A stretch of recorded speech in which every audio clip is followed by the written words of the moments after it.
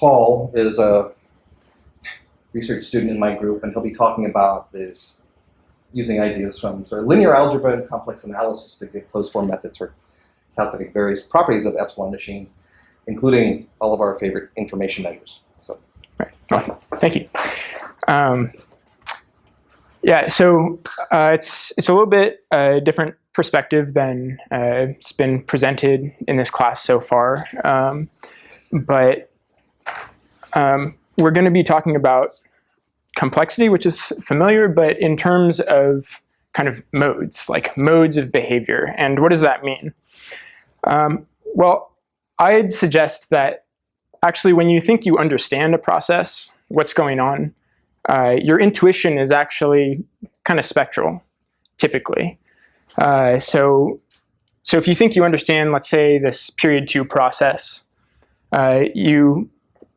I'm projecting my intuition onto yours, but it's probably something like, well, here we have this mixed state presentation. If you started with all probability density up here initially, then after just one time step, you immediately dump completely out of this state. All your probability density just dumps completely here. And then after that point, probability density just cycles through, right? So we just imagine kind of one mode of complete dumping out, which I'll later suggest is like an eigenvalue of 0 type mode. And then this just back and forth, no leakiness, perfect period 2-ness of the period 2 process, right? So we think, okay, period 2, I have an understanding what that is. I'm going to suggest that this is perhaps the simplest type of kind of eigenmodes, because we are familiar with perfect periodicities, right? So if you have period 2 in kind of a discrete spectrum, as we'll talk about, that's corresponding to eigenvalues of 1 and -1. So -1 squared, you get back to 1. So there's kind of some hint of things like that. And so what I want you to envision when you see things like this, and here we have the even process. And so there's, let's say you started with all probability density here. What happens is you envision probability density oozing kind of towards this way. It's kind of doing a period 2 type thing, but it's leaky. And then it flows over here and then does kind of a rattling around here, which is also leaky because there's some randomness in returning to that state. So if you share that sort of intuition, then you're already thinking in terms of modes. So what I'm hoping to do today is to suggest that spectral methods are formalizing your intuition. So you have this intuition, you're like, oh, I'm gonna get really far because I have this intuition, but sometimes it's hard to make progress if you don't have mathematical formalization of your intuition. So that's what I hope to get across today in several ways, and to empower all of our intuitions to answer any question that we might have. One comment that I've kind of tried to make very often is that a lot of hard work is often spent in inferring things like hidden Markov models. You get a presentation of a process. Like, that's really hard. I try to stay away from that because like there's really dedicated experimentalists, people that are figuring out like, how do we get the data? How should the data be represented? And you guys in this class have talked about how to do epsilon machine construction, things like that. But then once you have it, oftentimes you have this, you've found the model, you've discovered what the process is. And then let's say you want to find excess entropy. Well, then we do what? Like an infinite sum over h mu of L, something like that, right? So you found this very concise model, and now you're gonna simulate, you're gonna do probabilities, and you're gonna approximate with an infinite sum. But you just spent all this time, and this is the process, and it only has, for the mixed state, it only has 4 states. So why can't I just do everything exactly? And so that's the hope. And it'll actually be next lecture that we talk about things like excess entropy and closed forms for that. This lecture we'll talk about some other parts that are going to show up at the top here. So what can we do? What exact results have we got so far using these spectral methods? And I'm going to break it down in terms of what we obtain from different presentations of the process. So from any hidden Markov model presentation of a process, so this is just any hidden Markov model that produces the statistics of the process. Doesn't need to be minimal. It can be, certainly could be the epsilon machine, could be a mixed state presentation. Any presentation will do. Any question about the dynamics that you have? For example, you push your system out of equilibrium and you want to know what the relaxation dynamics are, something like that. Well, you can, we'll look at an example for a neural system today to get us started that does that. A lot of people are interested in correlation functions. In fact, Jim and I were talking with a professor yesterday, and we were like, oh yeah, like we can like compute all these complexity measures exactly now, and we can like understand information transduction and how processes work. And he's like, well, yeah, I don't really know if that kind of stuff like exists. Like, I don't know, like now if you could calculate correlation functions, then I'd be impressed, you know? And it's like, well, yeah, of course we can calculate correlation functions. That's simple. So I'll show you how to do stuff like that. But there's also, we'll show like some very complex processes don't show any of their interesting behavior in the correlation functions. So you're just looking at pairwise correlations here. If you want, I'll show you how to calculate them though. Power spectra, you want to know how much energy is carried in different frequency modes of your system. If you do this kind of classical Fourier analysis of, even though you have a stochastic process, so you don't have like perfect periodicities, you might expect you can still have kind of this diffuse energy being carried maybe by all different frequencies. And so typically that's an infinite sum over correlation functions, which people aren't usually able to get in closed form to start with, but we're going to have correlations in closed form, and so now we can do the infinite sum explicitly and get power spectra for any presentation in closed form. There's other things. If you're doing neural models, you can do things like interspec intervals, and really just, I don't know, throw me your questions and either I'll tell you how to do it, or if you listen closely, you'll just know how to do it. So listen closely. And so let's say we have the mixed state presentation. So you guys, I think a few weeks ago, started learning about the mixed state presentation. It's basically that if you have any presentation, so any hidden Markov model presentation, and then you look at the distributions that are the probability distribution induced by particular observations, that's your mixed state presentation. And from the mixed state presentation, we can get all of our complexity measures. And so this will be primarily next lecture talking about, I'm calling them myopic entropy rates, but we often call them like entropy rate approximates, something like that. And they're exact in a sense, so I'm not sure what's a good word for it. But the asymptotic entropy rate, H mu, past future mutual information, excess entropy, transient information, well, not synchronization information yet. So Puna's been working on the sigma mu, which she'll talk about more in her presentation later this quarter. From the mixed state presentation of an epsilon machine, we can also get things about causal state uncertainty. Kind of distributions over causal states now. And from that, you can get things like synchronization information and so on. So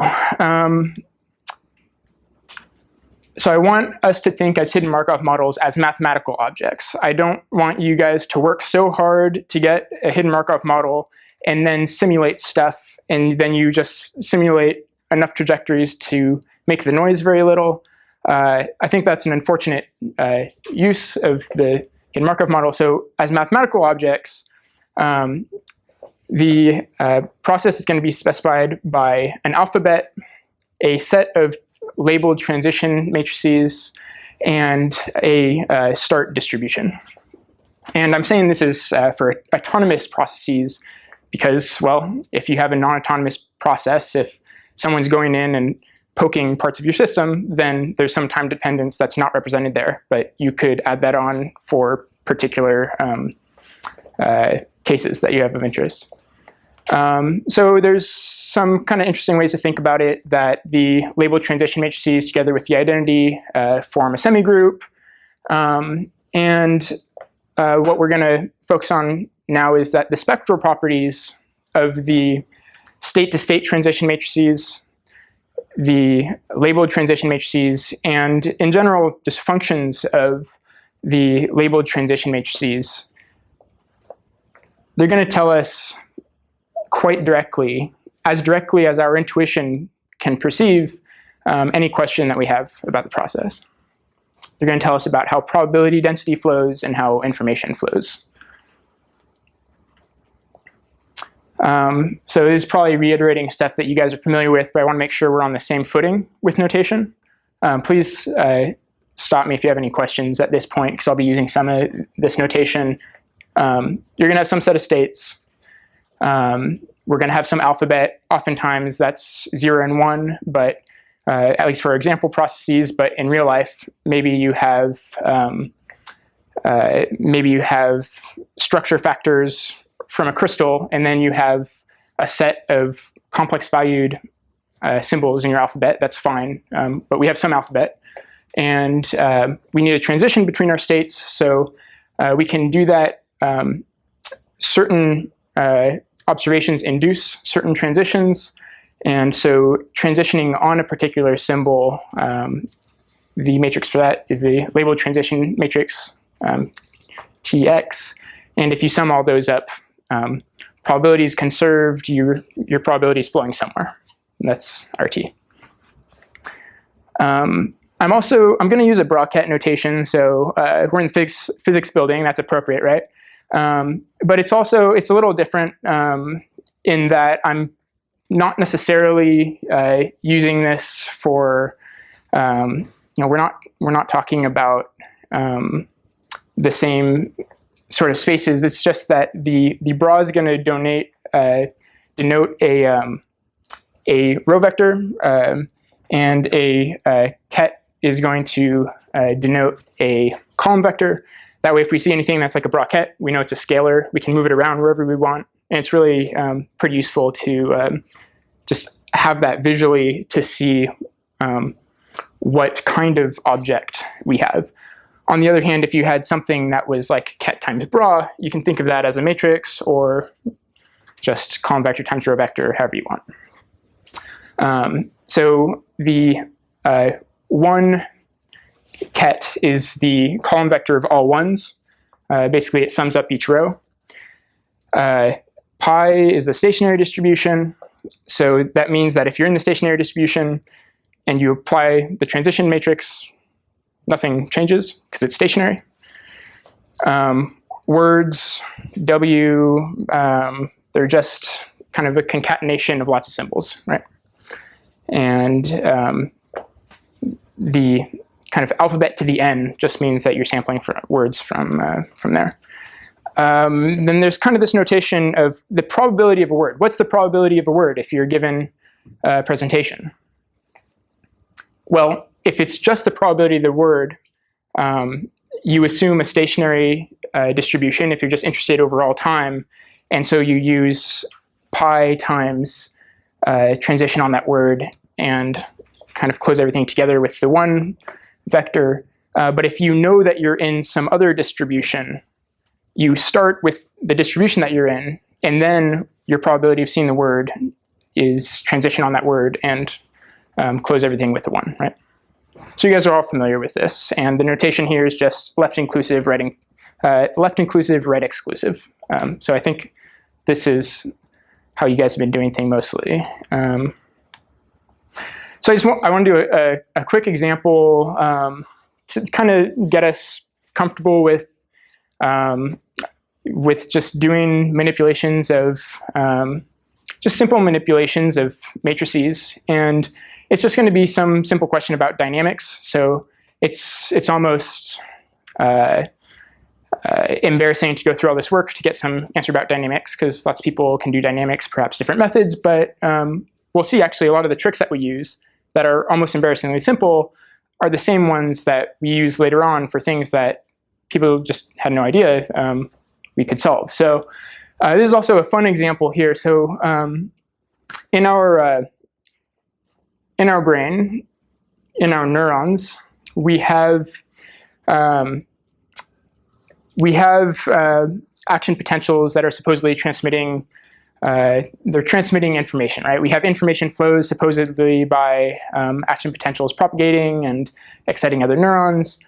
And the way that electrical spike is generated is by interaction, basically voltage-gated ion channels. So this is an example here of a protein, so a rather complex protein that it kind of looks like it has this ball and chain here, and it has these gates that would kind of want to close it up.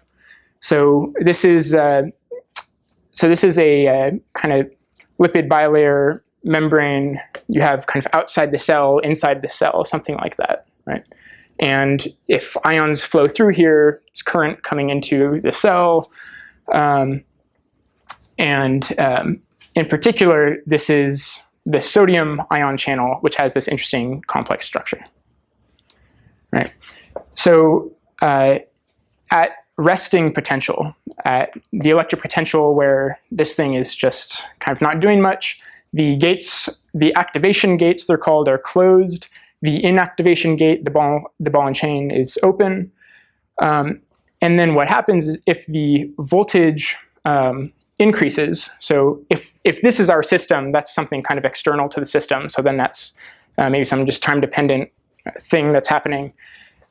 So with certain voltages, what will happen is the activation gates open, allowing the sodium ions to go through the channel. So you have current coming into the neuron, and current coming. But then this ball, when that happens, will then go ahead and plug up. Excuse if that's offensive. It will plug up the ion channel here, all right? And then, of course, current can't flow. But there's a causal sort of structure going on, right? It's very structured. It's very causally structured how this is happening. You have to have the activation gates open before this thing can come in and close it up. But what do we measure? Well, usually we're not small enough to look at these things, observe these very well. Maybe some experimentalists could do it. Typically, we just measure something like current coming through a single ion. So this is actually pretty impressive. This is just current coming through a single ion. And basically, current is either on or off. And so in this case, you have really two states. There's tiny jitter here from the experiment, but it's pretty nicely two-state that we're observing. So what's the connection here with the types of processes that we've been considering? Well, this is the observed dynamic. So on or off, 0 or 1. But it's definitely, the observed dynamic is definitely not directly telling us the process, not directly. The dynamic is not Markovian over the observed symbols, right? I mean, what really matters, the kind of causal states, in some sense, loosely speaking, are these conformational states. They are causally related to why you observe certain things. And so people work hard and they figure out that there's basically this sort of hidden Markov model with various transition rates that you go from something like, since there's 4 activation gates, so you go from all 4 of them being closed to 3 of them being closed, 2 of them being closed, maybe there's 3 gates. And then it's open and then it's inactivated. So there's this dynamic here. So I actually just pulled this hidden Markov model from Diane and Abbott's theoretical neuroscience book. I was looking around for interesting examples, and here popped this. So then what do people do once they have this? They say, oh, we think this model actually represents neural dynamics better than Hodgkin-Huxley. So those of you that know neuroscience, like that's pretty much like nearly top of the line. That's how people simulate when they want to do really careful modeling. So they think that this describes causally better what's going on. So once they obtain this, they plot the Hodgkin-Huxley thing, and then they simulate a bunch of these guys. So they create 100 instances, and they do lots of averaging over trials. And after a while, they're like, this curve kind of looks like it's approaching something different than Hodgkin-Huxley. And wow, that's also, whatever it looks like it's approaching, we actually think that looks more like what we observe in neurons. So that's interesting, but that's kind of all that you can say if that's how you use your model, right?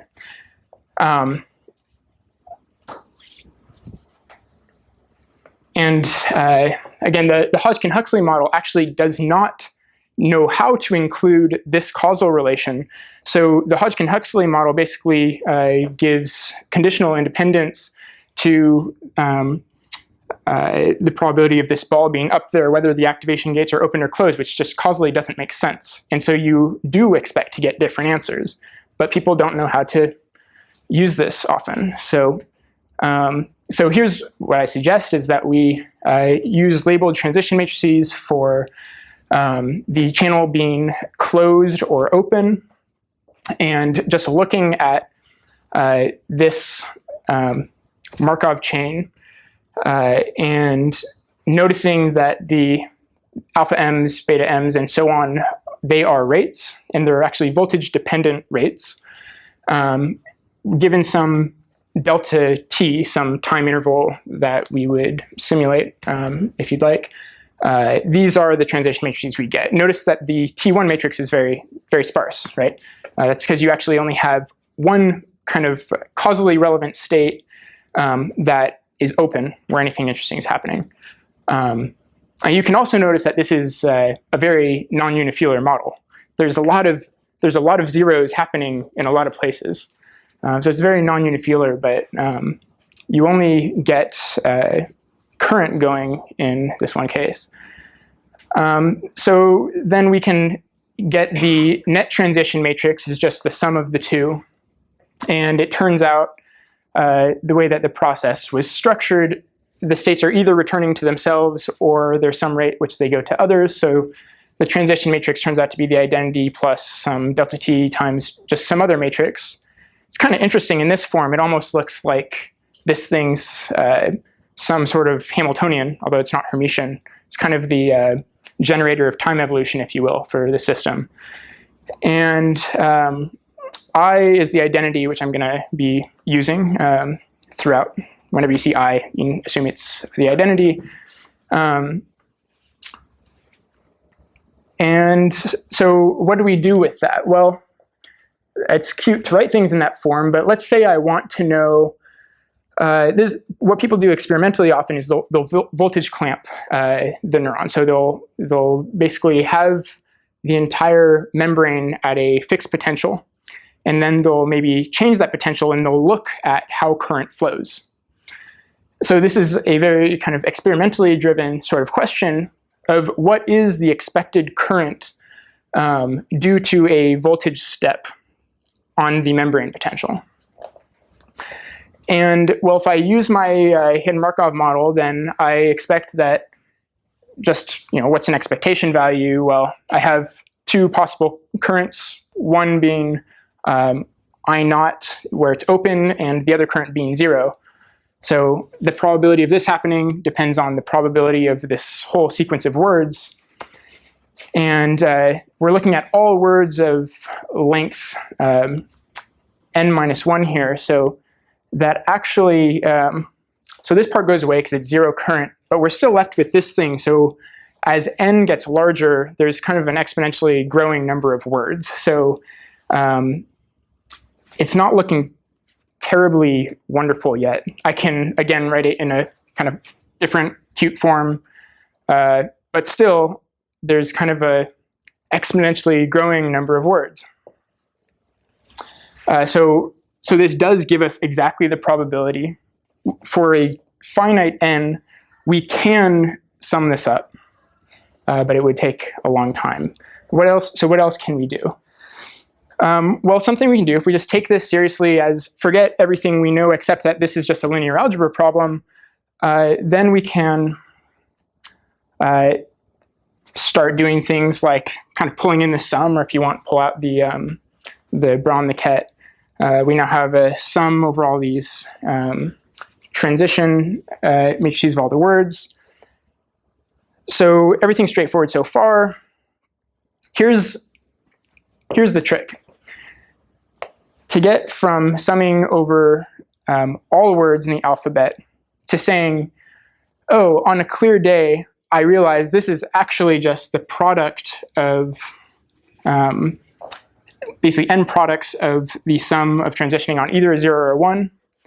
And well, t0 plus t1, that's just a transition matrix. And if I take the product of that, that's just t to the n minus 1. So now I have just powers of a transition matrix. Things don't any longer seem to be like blowing up exponentially. So again, even though this is just a question about kind of the dynamics here, this trick actually turned out to be key in a lot of the results that we have. It's kind of nice. We have the expected current now in terms of powers of this transition matrix. And if you want, we had some rates, we had some delta t. You could even take the limit of delta t going to 0. Then since t was just the I plus delta t times g, if we just do powers of that and take the limit of delta t going to 0 is basically definition of exponential, right? So turns out that the expected current in response to being pushed out of equilibrium due to this voltage step is going to be this expression here, where this is the stationary distribution from your original voltage, not the one that you're going to, but it's basically your start state. This piece tells you how you crank forward in time, and then this piece basically picks off the state from which you're allowed to get current, something like that. So there was kind of a bit of math involved, but then in hindsight, it was kind of like, oh well, we should have been able to guess that all we really needed was something like a start state, crank the process forward by n minus 1 time steps, so that's like t to the n minus 1, and then observe the measurement, do I get current, is saying, do I then transition on a 1? And then you apply that 1 ket to get your probability there. And then we can plot this, and well, it's just the exponential of some function, so we can get exactly what that is. And it's different than what the Hodgkin-Huxley model predicts. So we're no longer simulating saying it looks kind of close, but in fact we can say what it becomes. And the matrix was, I think, what, 4 by 4 or 5 by 5 or something. So there's only 5 eigenvalues, only one different than unity, which I'll show. And so there's probably something like 2 eigenvalues of kind of excitation mode and 2 of relaxation. So you can write everything in terms of exactly, and you can rewrite Hodgkin-Huxley equations and good stuff. So now so hopefully that showed a little bit like how to work with some of these matrices, but there are also things like powers of matrices and other things that we might want to do, for which it's good to talk more generally about properties of operators, and we're going to restrict ourselves to finite state machines. So mostly we'll be talking about square matrices, but pretty generally, the spectrum of an operator contains the set of points for which this thing here, lambda times the identity minus your operator, is not invertible. And we're talking about points in the complex plane. Okay, well, let's just bear with me for a little bit. If we just define that to be some definition of a spectrum, there's also this thing called the resolvent, which is kind of looks like the inverse, or at least the -1 power of this continuous complex variable z times the identity minus a. And so this resolvent should basically blow up or do something bad at the spectrum, right? So somehow this resolvent, which is a resolvent matrix, each of its entries can be complex valued. This resolvent matrix, which is just a function of the original operator, contains all of the spectral information in that funny things happen at the spectrum. This will seem a little more familiar when we look at finite dimensional matrices, because you'll remember eigenvalues. How do you find eigenvalues? Well, there's this little thing you remember that you get them from the determinant of lambda I minus a being 0, right? And that's exactly the case when the determinant of a matrix is 0. That's exactly when it's not invertible, right? So for a finite dimensional matrix, the eigenvalues are the spectrum. When you go to infinite dimensional spaces, as you know, then you can get more interesting sorts of objects in your spectrum. But for now, basically, we're talking about just eigenvalues. And associated with each of these eigenvalues, there's a projection operator, which basically says, how does this eigenvalue represent behavior of my system? And this projection operator, formally, it's defined as this, something like a contour integral of the resolvent around that singularity. It's also just the residue of the resolvent at that singularity. And each of these are done element-wise. So we're used to doing these things for functions. And when you do them on an operator, we can just do it element-wise. So is this supposed to be a projection onto your eigenspace, or what do you mean by projection operator here exactly? I don't quite see what you're saying. I can show you a few properties of them. That they're a mutually orthogonal set that resolve the identity. So if you sum them up, they are the identity.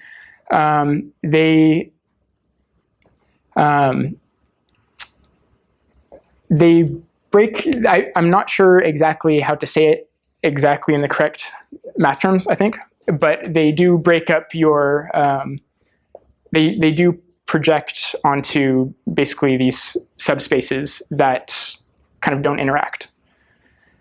But is the subspace then going to be consistent of eigenvectors with the same eigenvalue? Yeah, so it's related to the idea of eigenvectors. But for example, if we have a non-diagonalizable matrix, then you don't have a full set of eigenvectors. You can come up with things like generalized eigenvectors, but the projection operators actually kind of already encapsulate all that. And also, if we're trying to do things like mathematical operations with just a bunch of matrices and multiply a bunch of things together, it's nice to have things in terms of these projection operators, which are basically themselves just matrices in this sense. And you can get expressions that contain products of just a small set of objects that we've defined. So it turns out that if your operator, which I'll just say matrix at this point, if your matrix is diagonalizable, then it turns out that this whole business just turns into a product of your matrices minus all of the eigenvalues besides this eigenvalue lambda divided by their difference. So things like this might even start looking like some weird perturbation theory type thing in quantum mechanics. But kind of back to my question, if it is diagonalizable, these don't necessarily project onto the eigenspaces still? They do, yeah. They do, because then you can kind of write it a little nicer, right? In terms of a sum of orthogonal eigenvectors that are projection themselves. Well, I think it's so there's various ways to write it, but it's not the same as the kind of pretty quantum mechanics case where you just have the kind of sum over Ket bra type things, because you can in general have kind of different right a different right eigenvector, left eigenvector, but you can write things that look more familiar like that. In fact, you can probably show me what you're thinking of, and we can see if we're talking about the same thing. Be helpful. So we can also express a function of any operator. So there's just all these kind of results that I'm going to go through kind of quickly so we can get to some more interesting kind of uses of things. But I just want to let you guys know that we do have this kind of whole portfolio of tools now, where if you want any function of an operator, then you can evaluate it in terms of a function of just the complex variable z, and the resolvent operator here, the contour integral performed element-wise. In fact, that's equal to this other thing. But if we actually take this to be the definition rather than this, so this actually looks quite a bit like the Cauchy integral formula if for non-operator, but it turns out to pretty much be the same thing for operators. If you actually take this this lower piece to be the definition, it actually extends the definition here, which kind of messes up if f of z has poles within the unit circle. And what we really want is to be considering things like this so we can consider pole zero cancellations between our function and the eigenvalues. And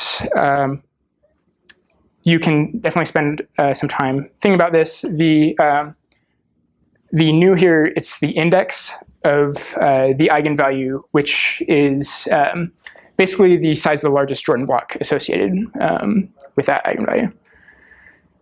Okay, so for this most simple case, which we encounter oftentimes, if you just have a function of a square matrix that's diagonalizable, and this function doesn't have any poles or zeros at the spectrum, then you just have this really nice expression, right? So you just have that the function of the operator is basically just sum over all the eigenvalues, do the function on the eigenvalue, and project onto that space, sum it up. So you'll recognize things like the exponent of a matrix. You just exponentiate basically all of the eigenvalues, right? Or powers of a matrix. You just take powers of the eigenvalues. So in the general case, if we take powers of a matrix, we use that formula we had. We have this beast, which is kind of interesting. This L can actually be any complex number. And it's interesting in the sense that it even extends the notion of negative powers. So you can, for example, use this to do a to the -1 power of a non-invertible matrix, and you get an answer, and it's consistent everywhere else. So there's interesting things we can talk about if you guys want.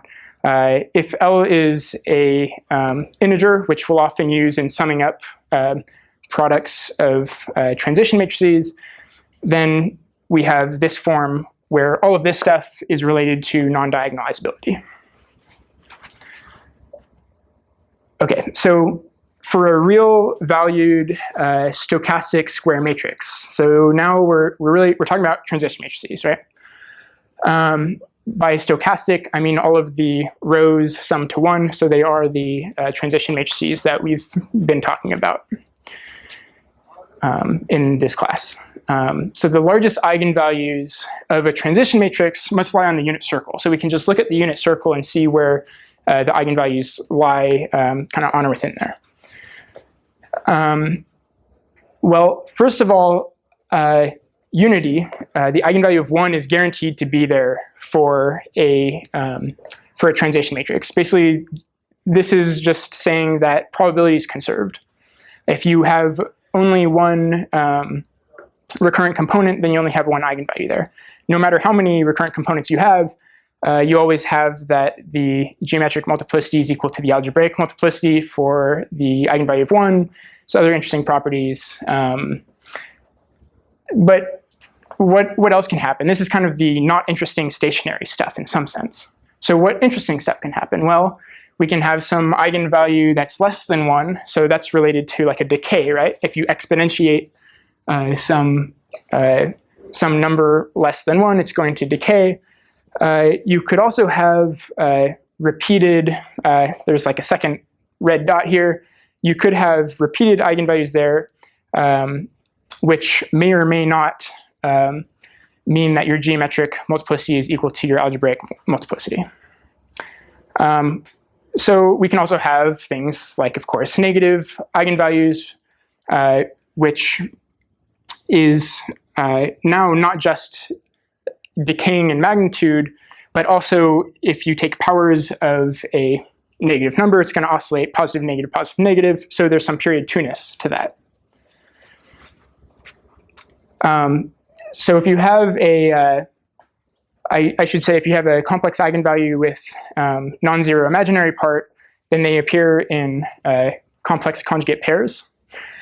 And you will also find that if there are eigenvalues on the unit circle, they're associated with perfect periodicities. So this would be like the recurrent component being perfect period 4. And also something interesting for transition matrices is if you have an eigenvalue here, you definitely have this one and this one also, because you do have a perfect periodicity. So you can really start to learn a lot from kind of staring even just at where the eigenvalues fall. There's a few other properties that I think we'll probably maybe just skip because of time, except that the projection operator associated with unity, so it's always there, right? For a transition matrix, it turns out to just be equal to the stationary distribution in each row. And that's true if there's only one recurrent component, one attractor.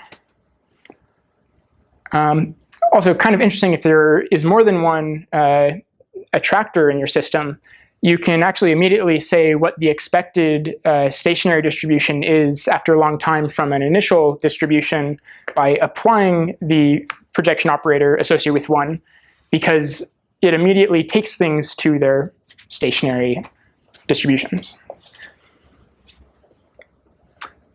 So now that we've kind of drudged through some of this, let's see if we can get some payoff. And does anyone have any questions so far before we go? Yep. So when you were talking about algebraic multiplicity and geometric multiplicity, can you give some insight on what that means? Yeah, so algebraic multiplicity is if you write out the characteristic polynomial of an equation, it is basically the number of times that that eigenvalue appears. That's the algebraic multiplicity. Geometric multiplicity has to do something with the rank of the null space associated with that eigenvalue. Again, you can say this better than me. The dimension of the eigenspace. So you might have an algebraic multiplicity that's higher than the actual number of eigenvectors, linearly independent eigenvectors that you have. Yeah, thank you. Yeah, and if you have geometric multiplicity equal to your algebraic multiplicity, then your matrix is still diagonalizable. It basically means that even though these eigenvalues appear twice, they kind of act in different spaces still. They're like acting on different components of your process. So let's look at the autocorrelation function people are interested in. It's really just the expectation value of seeing observing something and then at some later time observing something else. And in general, these can be complex valued. So I have the bar there for taking the complex conjugate. And we are averaging over, let's say we have some long string of data. We're looking at a separation of tau. We're averaging over all n, meaning that we're basically moving our window and sampling through here. So how are we going to use what we've talked about? Yeah. So what values does xn take? So this xn is a random variable taking on values in your alphabet. So 0 and 1 if your alphabet 0 and 1, or something else if your alphabet something else. Okay. So if it's not numbers, like the complex conjugate was, and the multiplication, like was.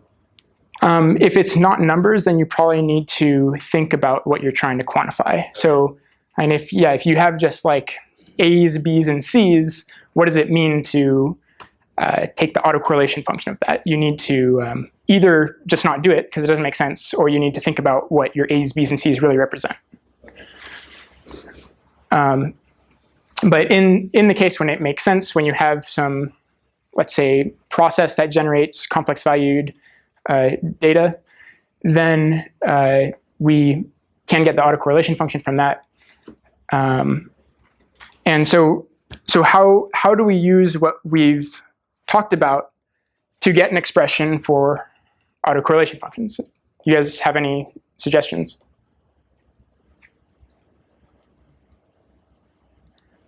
So what's really going on here is I'm observing a symbol, and then I'm cranking my process forward, and then I'm observing another symbol. So I can kind of expect, and I'm doing the expectation values, there's something about probabilities there. So I can kind of see something about maybe powers of the matrix from cranking a process forward. I don't know, it's a little loose right now, but if you want, we could go through this derivation. Basically, at least for tau greater than 0, the expectation value of this symbol and the symbol tau away. Well, we want to write things in terms of probabilities first, because we know what probabilities look like in terms of our transition matrices. And we're looking at summing over the probabilities of basically all the things that can happen, and the product of the two symbols. Well, what we really mean by probability of xn being equal to s in our alphabet and xn plus tau being equal to s prime in our alphabet, what we really mean is the probability of s, and then we're marginalizing over everything in between, right? So it doesn't matter what happened from here to here to here to here. All that matters is what's here and here. But you still need to consider the causal structure. They're not, in general, they're not independent. There is some causal structure, but we're marginalizing over everything in between. So these stars are basically just saying, like, I don't care what was there. But if we marginalize over all those things, we could think of it as summing over transitions on those words. And again, we can kind of pull in the sum here. And we use the same trick that actually already appeared for the dynamics case to turn this sum into a product of simple transition matrices. So now this thing that I was thinking about cranking the process forward is kind of formalized, in that what I'm doing is I'm taking the product of these two symbols. I'm in the stationary distribution, and then I observe the symbol, and then I crank the process forward, and then I wonder if I see the symbol, this other symbol. And if I put the negative tau component and tau equals 0 in there, I end up with some expression for the autocorrelation function from any presentation of a process. So this is, if tau equals 0, you have this. If tau's greater than 0, you have this thing. Tau less than 0 is this thing. But it's an even function in tau, so you could even write it with kind of one less line if you took absolute value on tau. So is the number of steps that you're iterating, where you have some state that you're starting with, and then you want to see another state later, is the number of steps in between set, or is it anything like, starting from 1 up into that? That's tau is saying how many steps are in between. So this is, you're outputting a function here, a function of tau, a function of the separation. And you see you're doing powers up to tau, or well, powers actually not up to, but just powers of basically tau minus 1. On the other hand, if you do want to consider, there's all this stuff about correlations floating around everywhere, how do I just summarize that? You can basically do a power spectrum, which we kind of talked about briefly, how much power is associated with the different components. And often the power spectrum for a stochastic process is given something like this. And again, you look at that and you're like, that's terrible. I need to simulate a lot of stuff. It's going to have a lot of noise. I don't really want to do it, but my advisor wants me to.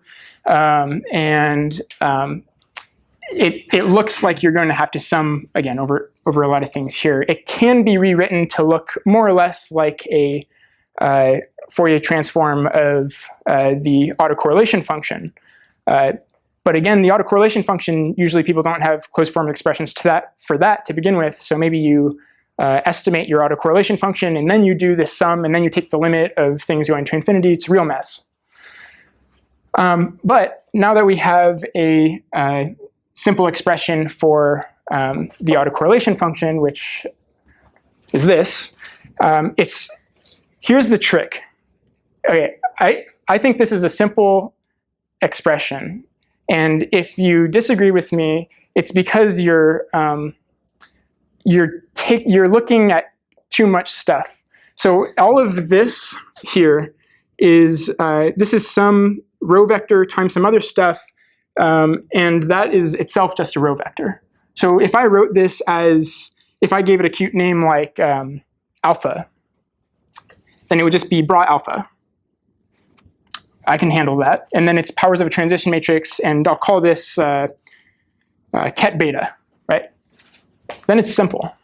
So what I really want to look for in expressions like this is, where is the functional dependence? Where's the tau dependence? And that's just here. All this other stuff I should have given cuter names. So if I have an expression like that, I have a simple expression, and I want to do effectively an infinite sum over that, then I can do that exactly in closed form. And what I get, and I can show you guys the derivation offline if you want, is this thing that actually looks like the resolvent evaluated along the unit circle with, again, some alpha and beta thing here. So the only thing I'm kind of wondering here is that we have an alphabet. Yeah. But you're treating your alphabets as if they're numbers. Did I miss it? Oh, yeah. We just talked about that. Is basically, if you're trying to take a power spectrum, it's probably for a reason. Like, you have a system for which you can take power spectrum of. So you're considering your alphabet to be numerical? Some complex valued stuff, yeah. So it could be, like, if you have, you have an Ising spin glass, then it could be things about, you can quantify things about the spins being oriented in various directions. In fact, I don't have a picture here, but I should. The power spectrum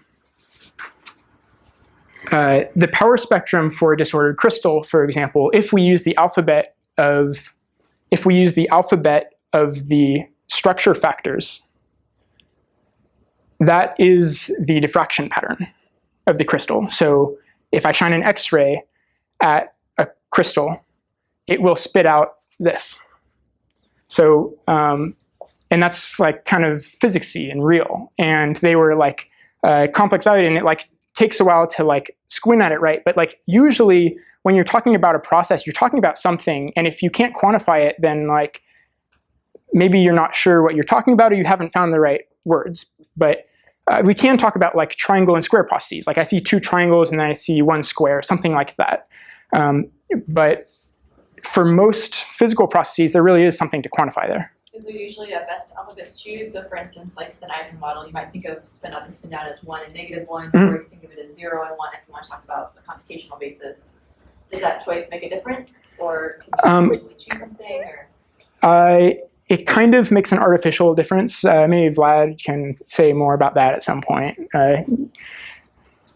But it can make difference, but like in some computations, or maybe like some like equations, something a bit easier, like or something else. But it's a question of representation of physical observables should be the same. Yeah, right. And a lot of it has to do with this piece right here. This actually is observation kind of independent. We've marginalized over observations. We're just talking about how probability flows in this kind of causal structure. So this thing that really matters doesn't really care about the alphabet. The only alphabet-dependent stuff, there are the x's here, which is just part of this alpha and beta bracket that we slam it closed with. But the structural part of it is here. So even if you called it a's, b's, zeros, or 2 i's, that's the same. If your alphabet were just 0 and 1, then that whole mess just collapses to this because symbols of 0 basically have 0 power. And so it's only transitions on a 1 in that case that contribute. So then you have an expression like this. And we know how to express functions of an operator.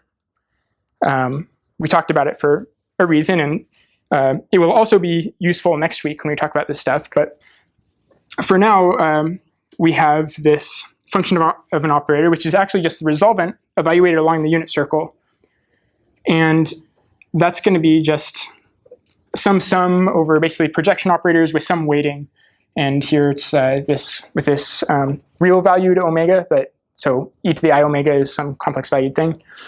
And so if we put that in there, so for alphabets, if our alphabet is 0 and 1, and if the transition matrix is diagonalizable, then the power spectrum is just given by this little expression. Yeah. What is the T sub lambda mean? Oh, T sub lambda is the projection operator associated with lambda. Meaning the transition matrix to lambda power? No, it's so it's related to like the eigenvectors kind of associated with lambda. It's again the different modes of behavior. So if you have a process, right, you can break it up into its different modes, and the different modes are somehow expressed. They project onto, if you want, the states of that process as the projection operator. So let's do a quick example, maybe ground it a little bit. So for the even process, this happens to be the recurrent part of the epsilon machine, but again, any presentation will do for this sort of question. And it's just 2 states, so it's simple enough we can do a quick example, and you guys can tell me if I made some wrong calculation last night. But I believe that the transitions on a 0, you just, this is a square, but think of that as a 0. So this is even triangle, but it could be even 1. So I was anticipating your questions. What we really mean by triangle is 1, and what we really mean by square is 0. So 1, 1, 1, 0, 1, 1, so on. So we transition on a 0 with half probability and transition on a 1, either from A to B with half probability, or if you're in B, you for sure go to A. The net transition matrix, just the sum of all the labeled transition matrices. So that's symbol agnostic, just how does probability flow? So if I wanted the eigenvalues associated with the transition matrix, then I look at basically the determinant of some unknown lambda I minus t equals 0, and that just gives me unity, which I knew was there. I knew that the eigenvalue of 1 was there because it's a Markov chain, and minus 1/2. So we have 1 and minus 1/2. The 1 something about conservation of probability, the minus 1/2 being something about the minus suggesting period 2-ness, because minus plus minus plus. The 1/2 magnitude less than 1 suggesting a decay. So it's like a leaky period 2-ness. So it's like you're doing this, but you're leaky, right? Because you're not exactly doing that. You sometimes do this. So the 1 and minus 1/2, they're just 2 numbers. They're just this 1 and this minus 1/2, but already they're kind of telling you a lot about your process. To understand it even more, we get the projection operators. It's this product, but really there's just one. So there's only 2 eigenvalues. So it's just this thing here, which for T1, like I promised, is just the 2/3, 1/3, 2/3, 1/3. It's just the stationary distribution in each row. The other projection operator, if I wanted, I could just do the identity minus this thing, but I could also do this form. It has a slightly different structure, so you can spend some time interpreting that. In fact, I really suggest you guys, if you want a better feel for this, I've written up a kind of campy tutorial that goes through some of this and kind of asks you to consider it. So I suggest that. Of course, you're welcome to talk with me, but I suggest that as going through it, making sure everything feels viscerally very good. And again, this is formalizing your intuition. So if your intuition isn't synced, it's probably because I was rambling too fast or awkwardly, but this is secretly a formalization of your intuition and can help you, if you get in sync with it, to answer any question that you have. So for example, the autocorrelation function for the even process, now that we've found our projection operators and all that good stuff, well, we found that the autocorrelation is this thing. If our alphabet's just zeros and ones, and this is just the probability of seeing a 1, so that's 2/3 for the even process. And then on either side of the autocorrelation function, this, if we do the spectral decomposition of powers of the transition matrix, we are taking powers basically of all the eigenvalues. Well, the eigenvalues were just 1 and -0.5. So powers of that are going to look like this is, remember that T1, the eigenvalue, or the projection operator associated with 1, was just this 1 ket times the pi bra. So actually, it was this thing squared. So that's this from the eigenvalue of unity, something about stationarity. And then the thing that was kind of decaying but oscillatory was something like exponentiating -1/2. And then this is just some number. So again, this is really why I want to write things in terms of projection operators and not like eigenvectors. Is I get these expressions, and if I just find these little nuggets once, any question that you have about your process is going to be some really simple answer, and these things will just keep popping up. And you can simplify that if you'd like. And the autocorrelation function then is this thing, which it decays actually pretty quickly because I've chosen the probability just to be like the 1/2, 1/2. If you wanted, you could tune the eigenvalue to have magnitude closer to 1, and then it'd be a slower decay. But as is, this is what you get. And you could look at it and be like, oh, okay, I kind of understand it. Or you can derive what it is exactly, and you can say, now I really understand it. And if you wanted to do something like the power spectrum, then we can solve that exactly because we know what basically each of these are. We calculated that already for the autocorrelation function. And we just take the real parts of those things, and we just get some nice little function, which is cosine of omega. Would have been really hard, taking a lot of time to get there numerically, but it looks like this. So what is this? If we looked at this, we didn't know the process, what is it telling us? It's something about power or energy occurring within the sequence, occurring at kind of 0 frequency, and pi, so remember pi has to do with like pi radians, so things that are period 2.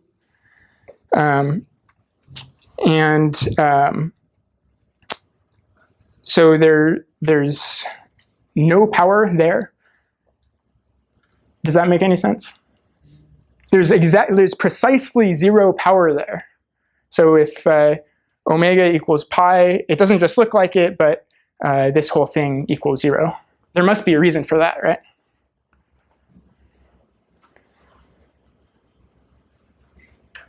So the even process, you can only see an even number of 1s. So that almost sounds like period 2, like there should be power at there. But the periodicity that you'll see maybe 1 1 0 1 1 0. That's the lowest periodic sequence you can see. You can also see things like 1 1 1 1 1 forever, but that's 0 frequency. So the restriction on seeing consecutive ones means that there's no part in all this noisy stuff, there's no part that's carrying energy like period 2. So if you were to switch the alphabet to 1 and -1 instead. Actually, so that's a great question here, because what happens is things just get, for the autocorrelation function, things get shifted. The shape looks the same. For the power spectrum, it basically looks the same. It does get interesting if you make the alphabet complex valued, because then when you take the real part, you get really, really cool looking functions. And so actually for our disordered crystals, for chaotic crystals, the structure factors are complex. So you do get really cool looking diffraction pattern. And so you can spend some time interpreting this. Again, it's going to be in the Campy worksheet. So this graph ends at -pi and pi, but could there be something with larger? No, it's kind of for discrete time processes. This is kind of everything. If you wanted, you could do you could extend to -2 pi, but it's periodic. That's just kind of a feature of discrete time processes. So I'm just about to wrap up here. I've already mentioned the chaotic crystals. Dauman is kind of work with Dauman and Jim, and some really neat applications here. You guys should look up the papers. And finally, we've done all this work. We've laid out the spectral theory. So that's good, because I promise that you can answer any question about a process. If you have a presentation of a process and you have these tools, give me your questions or think about it yourself, and you can get exact closed form expressions for it. But we also focused specifically here on correlation functions, power spectra.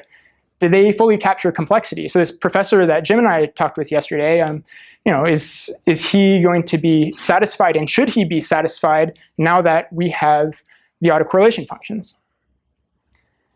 So I'd say no, because they only capture pairwise correlations. So they're great to have, they're good to have. It's a wonderful start.